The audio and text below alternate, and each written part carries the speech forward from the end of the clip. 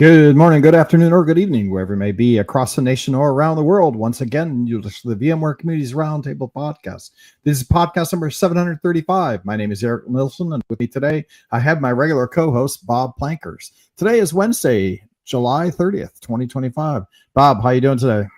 I'm doing all right. It's a rainy day in the Midwest here between Wisconsin and Illinois. And I don't know. The things are looking good. We're going to talk a lot about Explore today, so I don't want to get into it. I don't want to mention that too much, but it's starting to ramp up and be exciting, and getting all our presentations put in and running around trying to figure out travel and all that stuff. It's very exciting times. So. It's been cold in the Bay Area. It is cold again today, right? It's like a little chilly. It gets hot in the afternoon sometimes, but it's been a chilly winter, like a bit chilly summer. We're just saying the coldest winter. What is it? The coldest summer I ever spent was winter in San Francisco. Well, I feel like it's the coldest summer I've ever spent is 2025 in Palo Alto. Isn't that a Mark Twain quote? The coldest winter I ever spent was summer in San Francisco. So, oh, is that it? Yeah. Okay. Yeah. Exactly. Well, and I read something that you guys weren't, the Bay Area wasn't going to get above 70 at all during July or something like that, That's exactly right. It's been 72, 68, 69. Like I felt like turning on the heat the other day. This morning I got up, I wore my winter jacket. Yeah. I live in the Midwest. That sounds delightful to me, the upper Midwest, but I realize that other people like heat, so exactly. As you said, we're going to be talking all about Explore today. We got the Explore team on with us, but before we do that, let's do a drive by to Corey Romero, find out what's going on with the vExperts, and then we'll get to it. So vExperts, the vExpert applications are almost being done with the voting process. We have a handful to review, and I hope, and then I have the declines to go over. I expect an early announcement next week. So originally we were going to announce on the 14th, and it looks like we're going to do an early one next week. So, and then vExpert gifts are being processed and made right now, and we'll have these at the show. And if you signed up as a vExpert for the vExpert gift, you'll get it, and we'll see you at the show. Yeah, that's going to be fun. We're having a meetup, I think, on Monday at Explore in the community lounge where, if you're a vExpert, come by. And if you signed up and got yourself on the list, we did the order, got your sizes. Nice bomber jacket, like the old code jackets. Very if nice. You guys remember the code jackets, they're not leather or anything, they're not leather. All the experts who signed up should have an invite to come by for the meetup. Yeah, cool. And so that was last week. The funny story here is, Bob, I told Corey, let's do the bomber jackets because I lost my code one about a half a year ago, and I kind of want to get another jacket. Yeah, nice. That'd be nice. That'd be awesome. But you know what? I never put myself on the spreadsheet, and now the order's in, and it's too late. Like I'm pretty sure I missed it as well. So we'll just have to hijack Corey. And the quantities are limited to the people that are on that spreadsheet. So we didn't order like 10 extra or anything. We ordered to the number. Broadcom is a very to the number type of company. So if you're going to do stuff like this, you got to put in, everything exactly what you're doing. You got to have governance and compliance, review it and blah, blah, blah. So it's like, nope, no jacket for Eric this time. Maybe next year. All right. What else do we got going on? Obviously, we're going to talk about Explore. Explore is happening. Content calendar's out. Hands-on labs. The code labs are in there. Me and William have been working on VCF on the Nooks. Well, they're not actually Nooks. They're mini PCs, but under $800 running VCF. The classic 3 SSDs, one for tiered memory, one for vSAN, a 2 terabyte for vSAN, and a 1 terabyte for 1 terabyte for tiered, 500 gig for ESX, and 2 terabytes for vSAN. Right, so got those guys up and running. Interesting. VCF 9 is still something to learn, right? Even for deployment. And that memory tiering, there's a new paper out. I think it's published on our the VCF blog now. That new paper about the performance under memory tiering. That you lose mid-single digits of performance, but gain twice as the ability much to run memory. Twice as much for workload on a host. That's right. That's awesome. It's amazing. Good So stuff. we're having fun with that, prepping everything. We got the hackathon going on. Teams have been published. We have like 6 different team captains for the hackathon. I think we have over 40 or 50 people signed up for the hackathon Monday night. So we're excited about that. Event team has been helping us with that. If you put it in scheduling tool, but you haven't signed the form, the hackathon form, there is some client compliance stuff we have to, because we're giving away t-shirts and we're giving away food. You have to go sign up on a form that we have. You can look at that. We'll tweet it out and make sure everybody gets a hold of that. You do need to go through, otherwise we're going to have you do that on prem when you show up at the event. So letting people know that if you're part of the hackathon and you put it on schedule tool, there is a follow-up. You have to go fill out the form so we can run you through compliance. So, but that's happening. There's several different meetups that are happening. There's an open vExpert meetup. Anybody that's a vExpert, I think that's going to be going on Monday. It'll be good to see everybody. Come get your jackets there. There's a VMUG leadership. There is rewards and champions. There's a bunch of stuff happening in the community booth this year, so definitely stop by. And then I would say, if you haven't registered yet, I am going to be producing a blog that shows you how you can get to Explore for under $1,500 by buying the community pass for $900, and then flights from the US. You can get round trip flights on Frontier and Alaska and some of these low budget airlines for pretty cheap, like $69 one way. So dual, maybe $330. The hotel, what's the hotel I like, Corey? I forget the name of it. The one that's $39 rooms, Excalibur. Yeah. The Excalibur. The rooms are clean. They're not bad, and they're like $30. You need a clean room and a shower and toilet. Yeah, you're not, hopefully you're not going to spend a whole lot. So Excalibur's great. They remodeled the rooms, so they're just quite nice, clean rooms. $30 a night, and then a resort fee of 10 or something ridiculous. So you can get there for like $50 a night. There out the door. You fly in on Sunday night or Monday morning. Get to the show. You get 3 or 4 days of show. You can do it for under $1,500. So if you want to self-fund, there's going to be a lot of cool stuff. The VMUG party is open invite to all VMUG members this year. So Tuesday night party. You won't get to go, if you buy the cheap ticket, you won't get to go to the Wednesday night party. But the hackathon is also open. So you can come to the hackathon and get food on Monday. You can get food from the VMUG party on Tuesday. And then Wednesday, you would have to buy a pass for the party if you want to come see the band. So, but that's all happening. We'll put out a blog on that. So we're looking for all community members to come. I know there's over 1,000 plus VMUG members going to be at the show this year, so it should be busy. The Tuesday night VMUG party is open to everybody, not just leadership.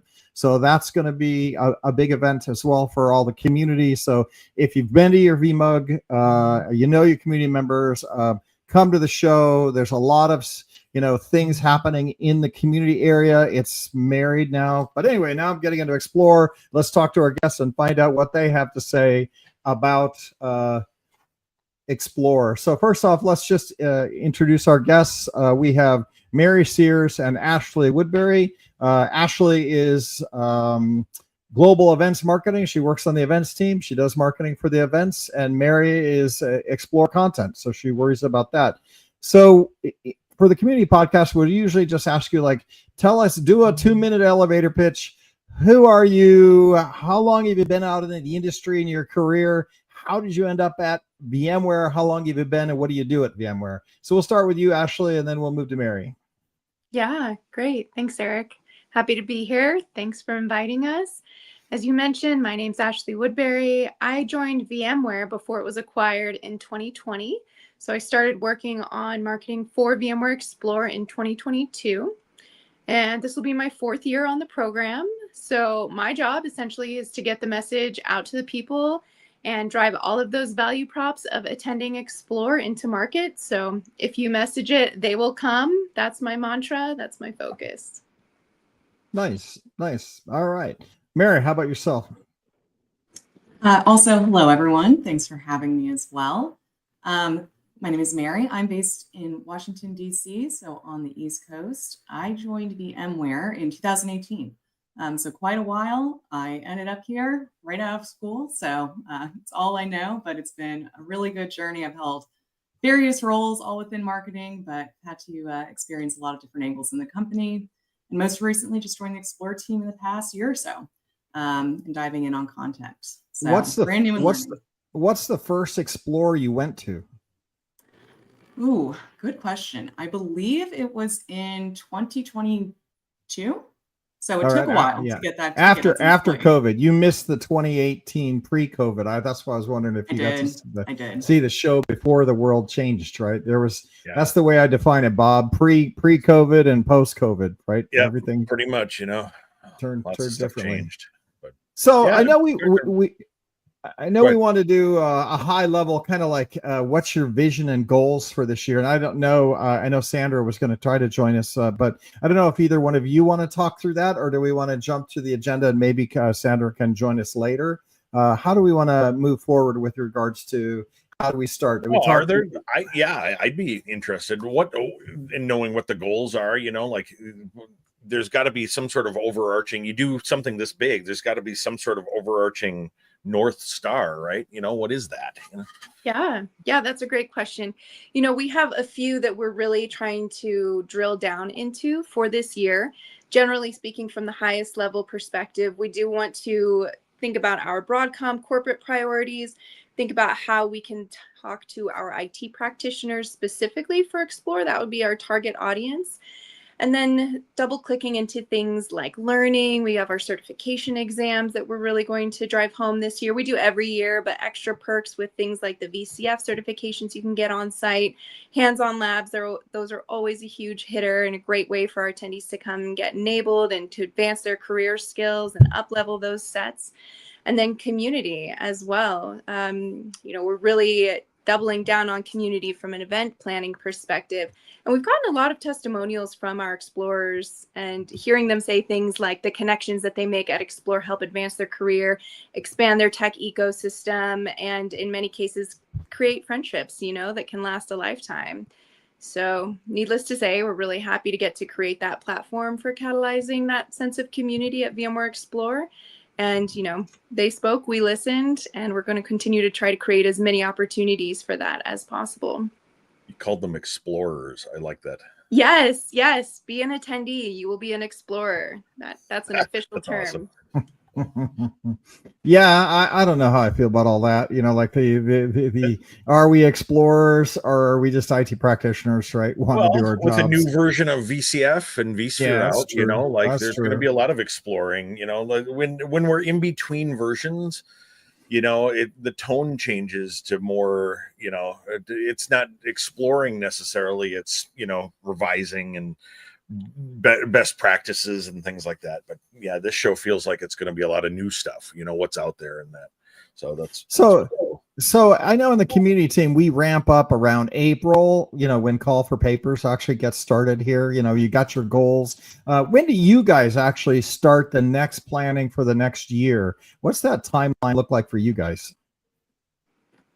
So really, while the event that's currently happening starts then. So it's a never-ending wheel. I believe for this event in particular, we were in Barcelona in November, and I think my first meeting was the next week, officially launching and really getting into the weeds in December. So this is an always-on machine. We do not have a slow season.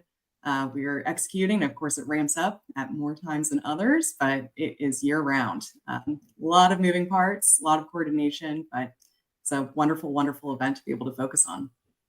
Yeah, if you just go ahead, Bob. Yeah, go ahead. I was going to say that's actually really cool because you don't lose anything if it if you can talk about what went well, what didn't go so well, that sort of thing, and you don't lose anything by having a gap.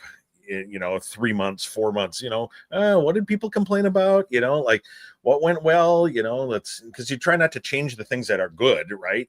But if you don't remember, So and the interesting thing is by the time we engage, like the tracks have already been defined, right? Call for papers have maybe hit the market. So, but all that stuff has to be planned before any of that goes live, right? So I could see where, you're just finishing the Europe, this year it's Explore on tour that finishes up. And the next thing you know, we have to figure out, is it hard to figure out what to do because products haven't been, defined yet, right? Like, does the company give you guys enough data to know what to plan for tracks and all that? I certainly wouldn't say that we are getting any kind of special insider information before anyone else in the company does. However, we have made a lot of friends across all of our Broadcom stakeholders that are also involved with Explore planning. So that is, January, starting right when everyone's getting back from holidays. There are a lot of calls, a lot of check-ins, a lot of seeing, hey, what do you think might be happening, or what, is on your horizon? And that's where we try to create buckets that are big enough that hopefully everything can fit. We can find a good home for it that will align to the event. And then as we get closer, it becomes a lot clearer what the big priorities, what the hot topics are going to be. And we can really, rally around those. But it's definitely an evolving process. We always try to get something on paper and leave a little bit of flexibility so we can adjust as we go along. So let's transition to your goals of renewed focus on community. I feel like, because I'm the community guy, that we're always focused on community, right? Like, what did you guys do different this year that you haven't? When you say focus on community, what is that? What does that actually just mean? let you do stuff, Eric, this year. That's apparently. Yeah, that's a great question. So early in the planning year, which you may recall, we worked together with our various VMware community stakeholders to really kind of get a temp check on what is our audience saying, what do our IT practitioners want, what's top of mind for them. And during that collaborative sync, we came up with 4 sort of key topics or North Stars that we really try to drive a lot of our efforts to, whether it's in marketing the event or on-site at the event. So, for example, thinking about community, thinking about what they want, the identifiers that we got from all of that brainstorming collaboratively was 4 things. So interest in innovation, interest in the collective community impact, interest in career advancement, and then also in the ever popular VCF 9 launch, right? VMware Cloud Foundation 9. So we've got that on the back end as far as planning, and then letting that integrate into our social media promotions. We have a dedicated landing page on our website now that's all about social media and community resources. We have various newsletters that we like to push out that are internal, but reflect and message on to our partners and our customers that importance that we're trying to emphasize. And then on site in the hub, right? As you mentioned, we have the Communities Lounge. Therein, folks will be able to come by, see people like the vExperts at their meetup at 1 o'clock on Monday. Right after is the VMTN moderators meetup. Later that night, the hackathon, like you mentioned. Tuesday night, the VMUG membership reception, and all sorts of great ways to get involved. So it really just kind of cascades from planning all the way to the on-site experience. I can see that. That's exciting. Bob, for me, VCF 9 is going to be a big deal. Setting up my labs and getting a VLAN enabled switch now, which is like a router that actually has its own virtual OS in it. So it acts like a switch and a router, and then you program the virtual OS, kind of like a Cisco OS, where you're basically working in a whole virtual environment to define what those ports are actually going to be and how they're going to behave with the different 5 different VLAN IDs and all that. And if you haven't done that, because 9, you pretty much need to do this because you're installing, ESX and vSAN and NSX. It's like, what a learning curve for me. Yeah. Well, and it's, a show like this is, community, Ashley's been talking about community here. The thinking back to, how many VMworlds I've been to and Explorers. I still call it VMworld, and then I wonder if I'll ever stop, and where you show up and you can ask people questions about the new stuff, and figure out how to do it, the hands-on labs and all that stuff. And what you're talking about here is just an example of, so you go to a couple of breakout sessions that talk about it, and then you go try it out somewhere, and and you just kind of get a feel for it, and you can, kind of work your way up into it. Yeah. And Yeah, and I would strongly recommend you can go get a 90-day eval for VCF 9. And before Explore, go get it and try to put it on some gear somewhere, so that when you come to Explore and you're engaging with the community, you'll kind of have your questions. Yeah, you'll have your, I need to learn this. And so people that are sitting around, oh, maybe I won't come to Explore because I'm not ready for 9 yet, right? We're going to deploy 9 next January. I'm like, no. I've learned the hard way. Do not wait. Go get the eval, get it on some hardware, learn what you don't know so that you can come and learn what you need to learn. But I mean, there's going to be people there too that are, thinking about upgrading to 7, it's like, you got the wide spectrum of everybody there. And that's all right. I hope they actually skip 7 and go to 8, given that 7 is going end of general support in October here, but neither here nor there. It's just a wide variety of everyone there, and it's cool. Right. So one of the biggest complaints we had last year, if I remember, is because I was there, was that the expo hall was crickety because we had gotten rid of a lot of our partner funding, and partner ecosystem was kind of all up in the air. I feel like a lot of that has settled, but I also, when we went to Barcelona, they married the community area with the expo hall. And it was super exciting to be in that area because all the community people, all the booth people, we all got to engage. And I've heard a rumor that you're doing that again. So maybe you can take us through that. Yeah, sure. So as you mentioned, we had the expo in previous years. We have other community spaces. This year we've expanded the hub. So it's one consolidated space that includes all of those amazing activations, exhibitor booths, community lounges, general hangout lounges, and so forth into one space. So one open floor plan, all the action is going to be happening there. The center point of it all will be the VMware by Broadcom booth. And then, as I mentioned, we'll have those other spaces surrounding. So yeah, you can mingle with exhibitors. You can meet up with friends in the communities lounge. There will even have the Bark Park back this year in case you want to take a break and hang out with some puppies. They're well moderated and taken care of. And, it just really enhances all of the opportunities there for networking, connecting, and driving those leads for people that are coming from the planning side, and then, continuing to advance their skill set for people who are coming on the learning side. Mary, you seemed like you were going to say something too. I was just going to echo the same thing, that we're really excited to bring that back. By combining both, there's going to be a lot of chance opportunities to happen upon some content. We'll also have the Discovery Theater in there, where we are holding our quick talk sessions. These are 20-minute community-focused sessions. It'll be a mix of different groups that will be presenting here. So just enhancing all of those opportunities for attendees to stumble upon something new, learn something, maybe overhear an exciting session that's going on and decide to listen in. So the organic picking up on stuff. That's the whole reason of being physically close to each other at times, like getting on a plane and going to do this stuff is, the chance opportunity. Exactly. Hey, I had a question.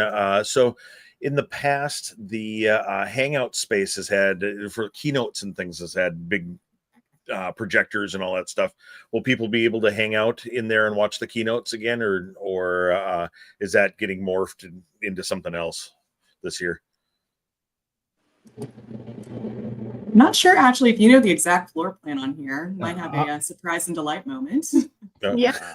So generally speaking, we do have a screen in the hub for overflow from the general session. Yeah, that's what I'm talking about. People that are in that space. People that want to go sit in a beanbag chair, myself perhaps included. Perhaps like included, yeah. We would really like to get those butts in seats. So our main focus is going to be trying to fill that gen session live audience space. Yeah, that's cool. Yeah. No, it just helps. Helps people figure out where they need to go. I'll be the buzzkill for you here, Bob. I asked this question. I got to go to the keynote. Yeah, okay. Yeah, you get to go to the keynote, and that's a happy thing because don't be lazy. Yeah, right. And the other thing is, because we've married the expo hall with the community all together, which let me tell you, it was lightning. It was lightning in Barcelona. It made the conference feel like really fun and alive, right? And people that work the booth could come over and talk to us. So people that different partner ecosystems could be part of the community. So I'm a big fan of it. But one of the downfalls is they don't open the expo hall until after the keynote. So you won't be able to wander into the community booth and sit down and watch the big screen or on the screens. We're not going to do that this year, but I think it's well worth that, having that, in place for sure. No, that's cool. I just ask. And I missed Barcelona, so I wasn't at the Barcelona conference. So so this is going to be all new for me, and I'm excited to see it. So I feel that the call for papers was different. We've talked about that on the show a couple of podcasts ago, where we're talking about the fact that vExperts help for call for papers. You focus more on community. I mean, those are the talking points. Is there anything with regard to like how that played out, what you felt like when it actually happened? I guess, Mary, you do the content. So what do you think about this year's process? This year was very exciting. Every year we bring in a lot of stakeholders across the company, but this year we really looked at our process overall and kind of took it from scratch. We were really excited to roll out a content advisory committee this year, which at the end of the day, I believe there's 30 stakeholders that were all involved. So this is 30 people from across Broadcom, multiple divisions, various job roles, whether it be product marketing, field sales. We had field CTOs involved, really folks that touch and interact with our customers in a multitude of ways so that we could capture what are they really hearing from customers. Not just necessarily what our marketing roadmaps want to be, which I will say that as a marketer, that we all have our plans, but what's actually going to matter to the attendees? What do they need to know? When we're selecting our content this year, we emphasized we want attendees to walk away with actionable insights or inspiration for where they might want to go at their organizations. How could they make that happen? Really focusing on that technical enablement. The most exciting part, in my opinion, of the Content Advisory Committee, and this is the first time we've done this, we had 4 VMUG members join.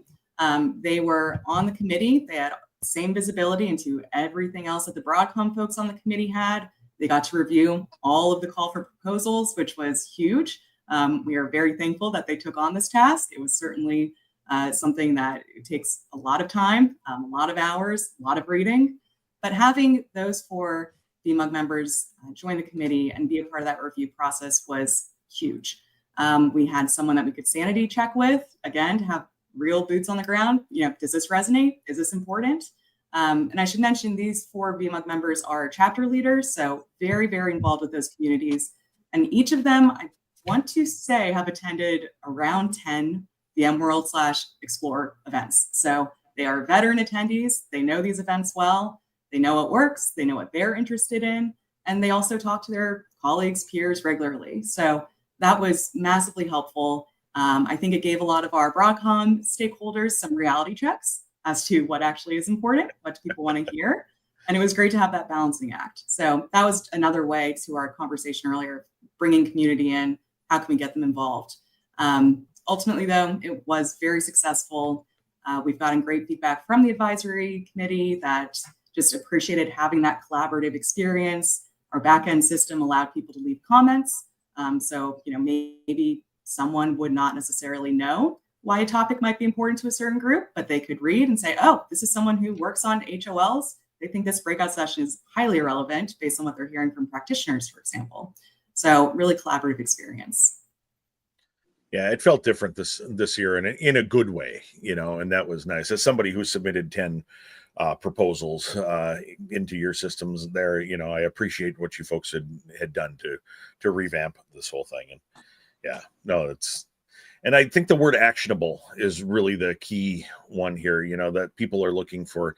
They're going to take time out of they're going to take a week and take time out of their work schedule and away from families and things. What are they getting that's actionable out of this thing? And that really feels like a positive thing this year, that double down on that. So yeah, that's great. Thank you. Absolutely. And we started with the premise of we want, to really focus on building an event that is for IT practitioners.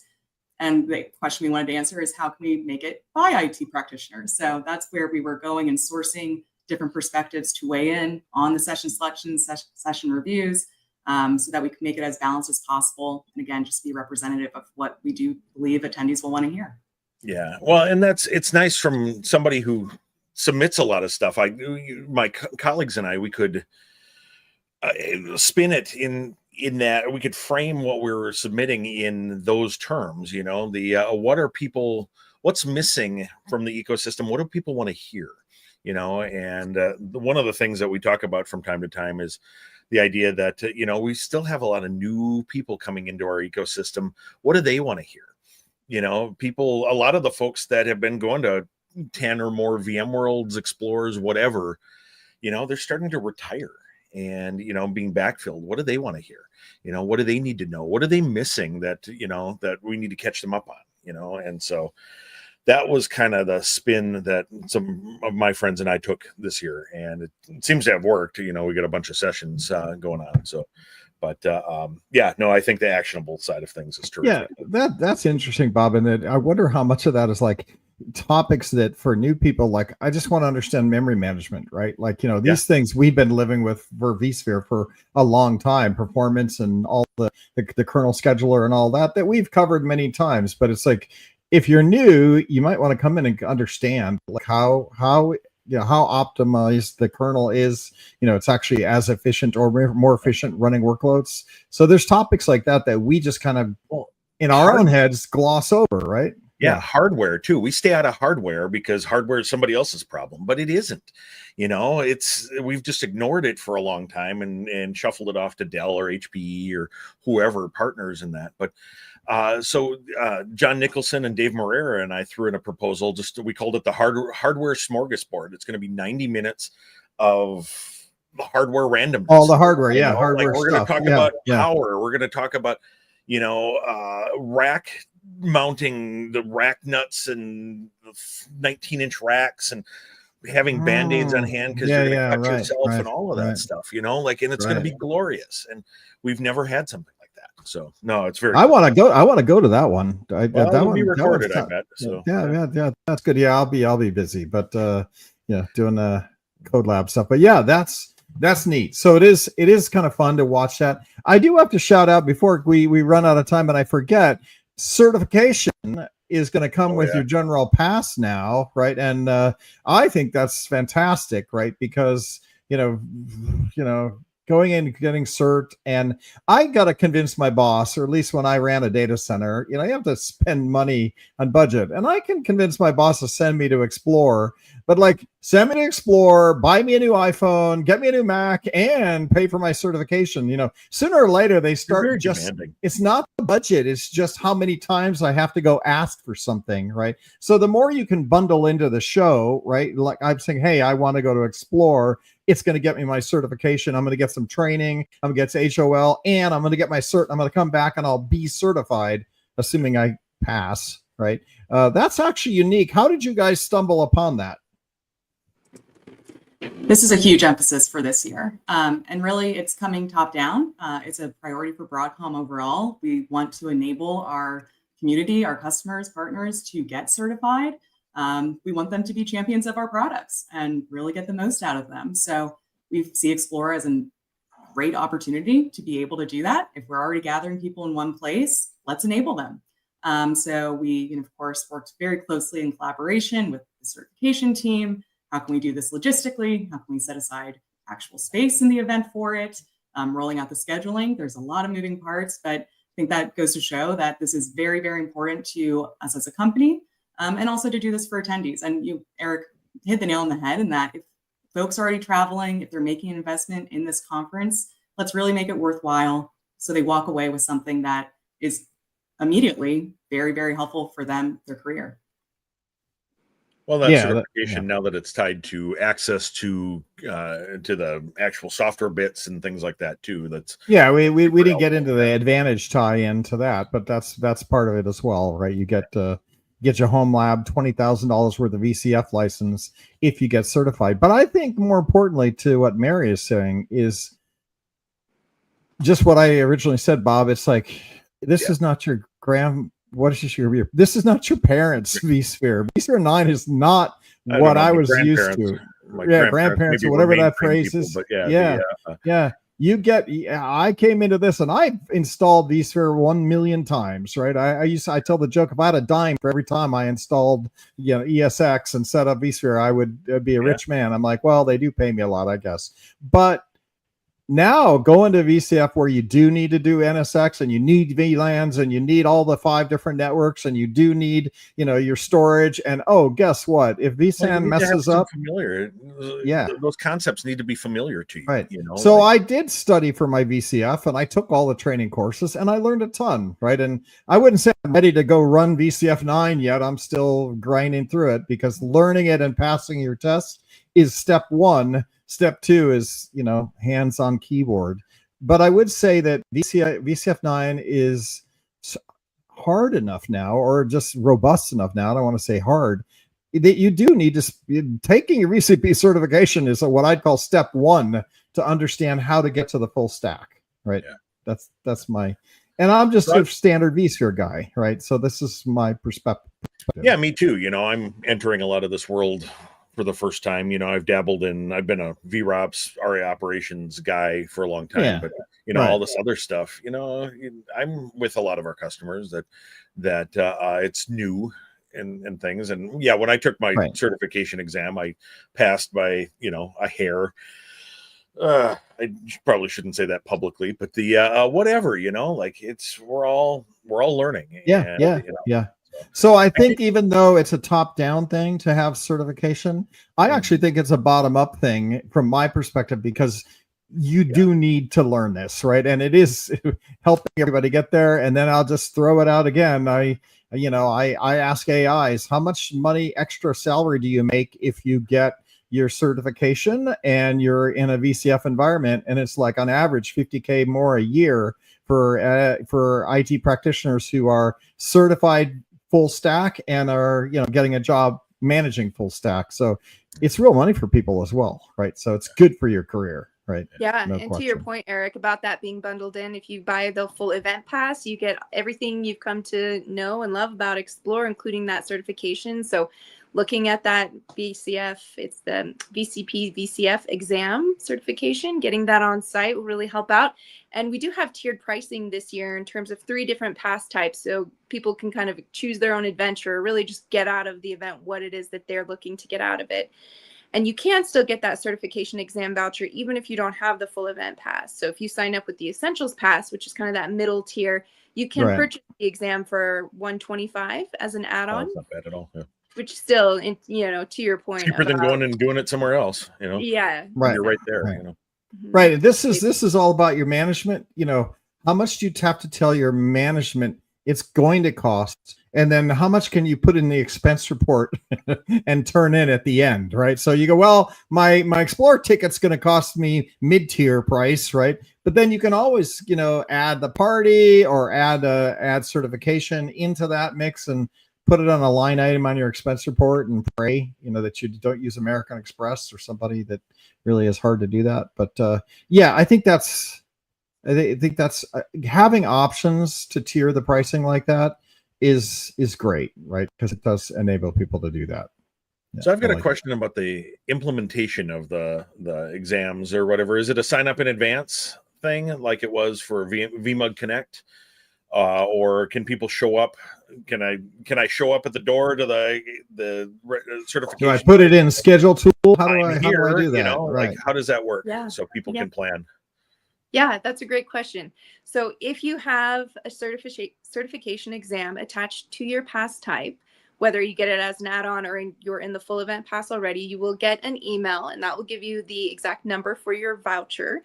And then we encourage everybody to schedule, basically, as soon as you get that email, schedule your seat for on-site. Plan a time that you can come, take that exam. We're expecting to have a lot more than average, as Mary mentioned, space planning and so forth. So we're expanding that, but we also know that if people want to come sort of as a walk-in, which they can, they may or may not be able to get seated right then and there. And so if people show up and they are not able to get their exam done, we will allow them to take that voucher to an offsite testing location to make sure that they can get that done. Oh, that's very cool. Yeah, but we encourage people to schedule ahead. So if you signed up, and that was the big thing.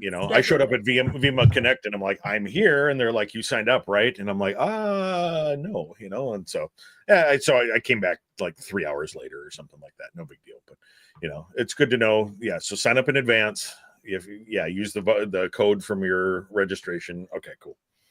All right. So I know we've been streaming for 39 minutes now. So I want to transition to some a little bit funner topics as long as we're talking. And if you're still listening to the podcast this far in, you're probably going to listen to the rest of this and have some fun. So first off, venue management, like what's it like to book, a big conference like the Venetian with that center? What are the kind of work that you guys have to do to get that going? Yeah, well, as you can imagine, it's a huge undertaking. We are very fortunate to be partnering with the Venetian Expo and Convention Center, because so much of their offerings are vertically integrated. So things like the meals coming from the catering group, all of the different vendors that we work with are familiar with this location. So we have a couple of really key vendors that help us execute and deploy on all of our planning. But to your point, it is a huge undertaking for sure. Yeah, I know we're at like 5,000 plus expected. Probably maybe we get 6,000 depending how good a marketing we do here on getting people to sell her up here and let her go do her job. But I got to imagine that just set up, tear down, all the things that have to go into how many partners are going to be there, like the logistics. How do you guys manage that? Yeah, we have a couple of really key players on our team who are able to oversee and own a lot of those relationships, if not all of them. Unfortunately, a couple of people weren't able to join us today who we would have liked to have on the show, but hopefully they'll come back for another round with you at a different time. So anyways, that said, first one in, last one out. The prep for Explore building and setup happens the entire week before and extends for days after the end of the event. So it does take that huge communal effort. And actually, we're hoping to get some good video capture of some time lapses that we can offer up on social and so forth of setup for things like the hub, which is that consolidated all-in-one central aspect of the event this year, as well as hands-on labs, that sort of thing, general session, maybe even just getting to see that time lapse of the teardown and setup really is a huge effort. I remember, Bob, in the old days, if I wanted to connect to a Wi-Fi network at a conference, just dream on. That just didn't happen. Or you would have to hunt for maybe one spot, right? Because when you got 5,000 people and they all have a phone and a laptop, you're getting 10,000 connections floating around one hall. Yeah. But just the logistics of that. But what I want to know, who picks the menu for the whole thing? Is that something that is just part of the Venetian thing? You just get menu X or menu Y, kind of like military MREs or something like that? Or does one of you actually have the dubious honor of picking what's served? Yes, it is a hand-picked selection. Yeah, nice. A couple of people on our team, one in particular owns the F&B planning. And so it's selection, for the attendee meals and what they experience, as well as the staff meals and what they're going to see on site. We even have some surprise and delight food moments for all the foodies out there. Stay in the hub. And so it's a hand curated selection process. Yeah, I feel like the Venetian was always good food, right? Like there was always good food to be had at the Venetian. Right? Moscone was a little hit and miss sometimes. Yeah, Moscone was the worst. Like, let's be clear. Moscone and their little box lunches out in the yard outside, like that was actually miserable. I didn't mind getting out for that one. Outside the yard was fine, but the box lunch was like daylight, piece of bread and a slice of cheese and a little mayonnaise with one piece of discolored ham. Like no, it was not good. Like, but it was good to be. It was, that's right. But it was good to be outside. I agree with that. We do get a little claustrophobic when it comes to being inside of Vegas, inside the Venetian. You're in the hotel, you're down in the center, you're in the hackathon. You never really get out. But then It's Well, the but they've desert. got those nice windows out the back of the Sands Conference Center there, and you can Yeah, actually you get out. get A some bunch of us, sunlight. like last Yeah. year, a bunch of us went over to the Sphere for one of their OmniMax movies or whatever, and that was cool. I hear the Backstreet Boys are ending their residence on the 24th, so if you want tickets to that, you got to get on that. Up there. I did hear that. I think I'm I buying think I might miss tickets. that one, but yes, I've been Yeah. informed. So My partner is ordering tickets for Saturday night so that so we can go do the Sphere with Backstreet Boys. Friday or Saturday are the 2 nights that I have open, so I'm going to go do that. So that's not part of the obviously the experience of the conference, and it does. Well, make you're there, you know.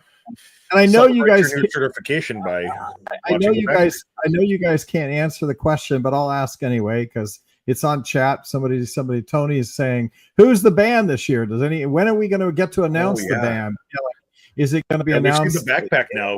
We need a week before. Like, are you guys going to announce the band? What's the band mystery story? band. Yeah. Yeah. I know we never can find out who it is until the very end, but I can't resist. Yeah, that's a great question. So actually here in probably the second week of August, we will start going external with our promotions for the party. The party itself is going to have 2 musical acts featured. So 1 band and 1 personal performer. The performer that we had on stage last year for our opening act will be coming back. So that's DJ Schematics. And then the band that we will have is the Honey Buckets, which is a really great sort of like classic rock background take on. Wait, so you actually told she us? answered the question. Yeah, let me write that down. Yeah, it's true. We're Yeah, gonna have to edit this whole thing, you know, like. Yeah, because quite frankly, we don't have a grand reveal moment for that. Well, you just did. Really? Yeah, you just did. You realize we're live streaming. There's no editing this. Right? Like, so there it is. Yeah, this the Honey Buckets. Recording of this podcast. And, you know, I'm popping open a tab here on my browser, and Google and say, who is the Honey Buckets? I'm so old. This just shows you I did the same thing, but they're great. They're really entertaining, and really what we're excited about Bluegrass for the party this year. Yeah. And the party emphasis this year is really going to be about the theme and the venue. So, yep, there we go. There's the Honey Buckets. Fun bluegrass band there, and the venue itself is actually going to be poolside, so we'll be in the Palazzo pool deck. Oh, really? Oh, that's awesome. So we're not just flipping the Gen session room. We're gonna stay on site, but a little. You're going to be out in the pool area, right? Yes. Yeah. So we'll have awesome. Yeah, so we'll have some fun entertainment acts that are associated with the different aspects of that side of the venue. We will have a wonderful theme for the party. That's going to be very great. Whimsical, that aligns with the brand. Are you going to have mermaids swimming around the pool like last time we did it? Time we did it, yeah. Now I can't get into those kinds of releases. You can't get into those little things. Yeah. Teasers. But the Honey Buckets outside in the pool area, I got a memory of that, Bob. That one cost me $400 because I went out in the pool. My phone ended up dropped on the concrete, pool deck, cracked and fell in the pool. And so, that was the end of my iPhone. And I had to go to the Apple store. You can't live on the venue without having a phone. So I had to go buy a new iPhone. Back in those days, they were only $400. So it wasn't the end of the world. Nowadays, much more. But that's exciting. That's good to know. Good to know that, we, 1, have a band. 2, it's going to be outside by the pool area. It's in the evening, so it'll be balmy and not too hot. It's going to be perfect. That'll be fun. And to clarify, we'll have 2 major musical acts. We'll have the band, and then we'll have a DJ for folks who like a little bit more of that. Yeah, a little more of the dance thing. Sure, that makes sense. Question for you: if I bring my spouse, do they have spousal, Wednesday evening, buy a ticket, bring your spouse to the party? You can get a party pass as an add-on. That is $250 as an add-on purchase for any of our event pass types. So that I have a badge, but I want my spouse to come. I spend $250. She gets some kind of pass and can come to Is her name the Bob, party. and does she look like me? Yeah. Bob, be quiet. Be quiet. We're trying to get you in on the on the download, right? Oh, I've been banned from Explore now. Yes. Right. $250 is a lot cheaper than $900. Yeah. Right. No, we're just smiling because all the community passes, if you buy the community pass, you don't get to go to the party, right? But all us community members could buy a spousal pass and then bring our Bob, my new spouse, along to the party.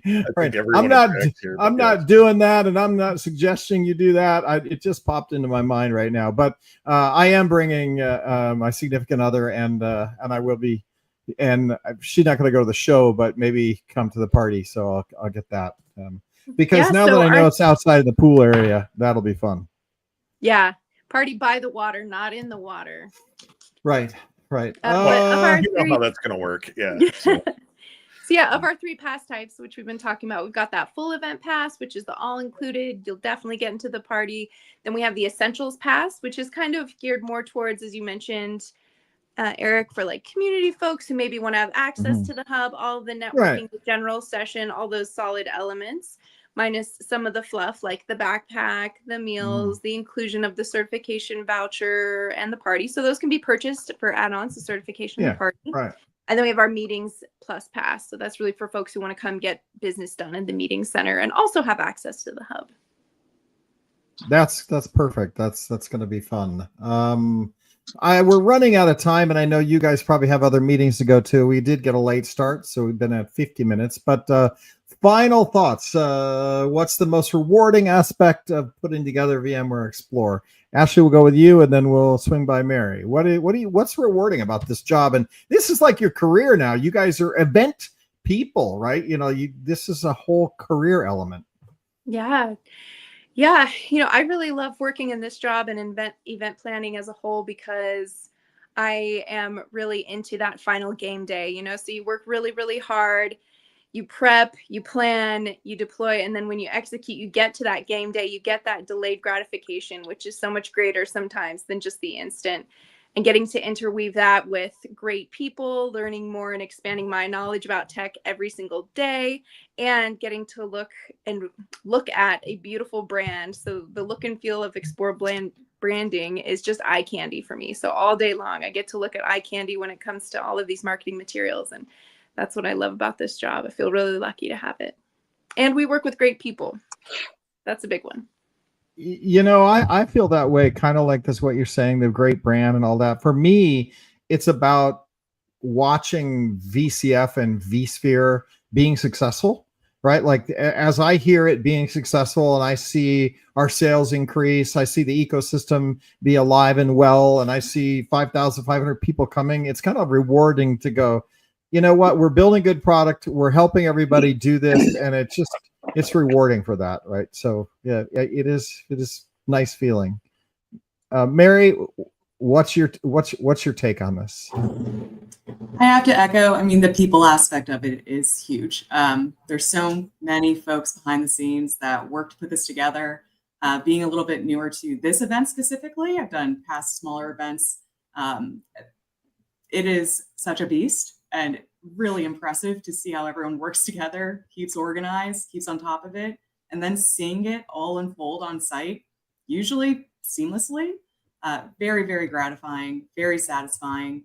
But the biggest thing, it's always just wonderful to see everyone.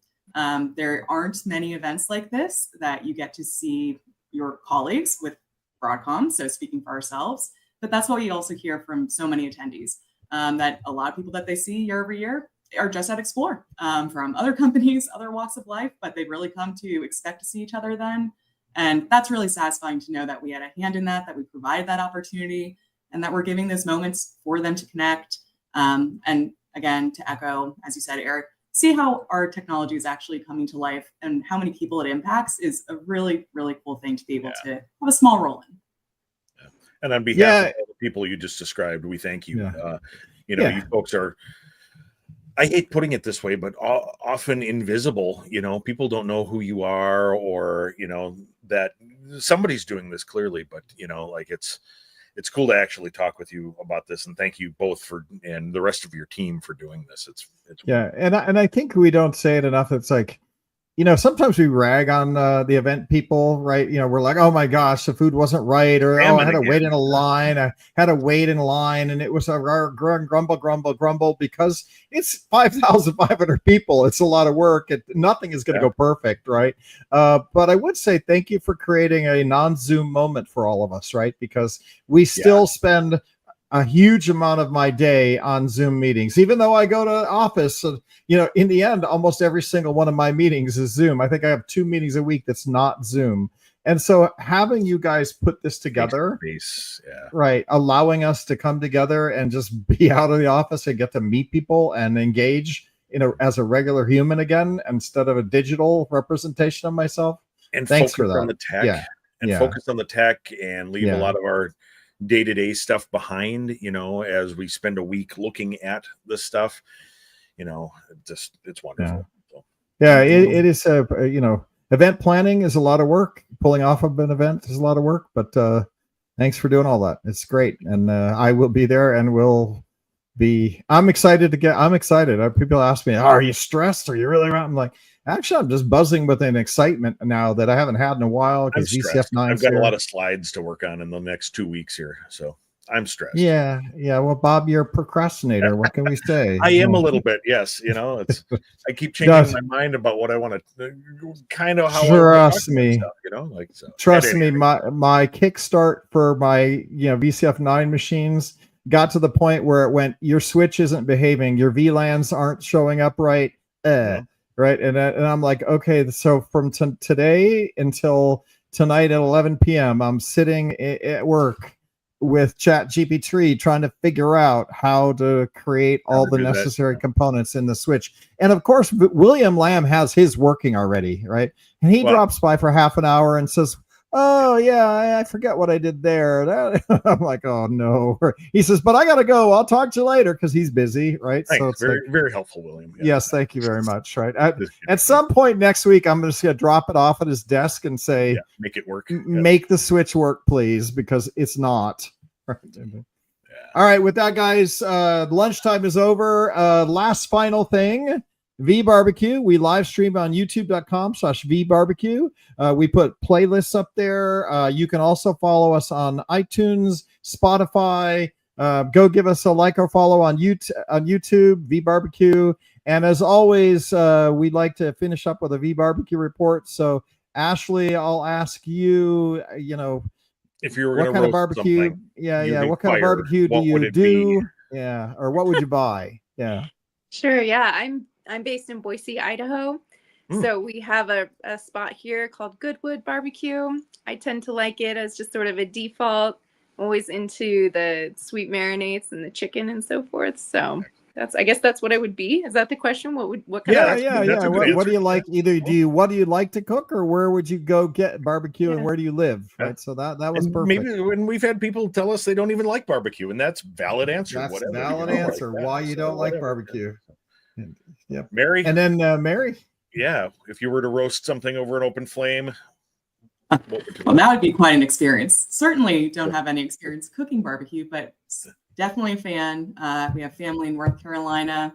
Went down there a lot as a child. Definitely a North Carolina barbecue gal, vinegar based. We have a great place in DC around where I live, Willard's Barbecue.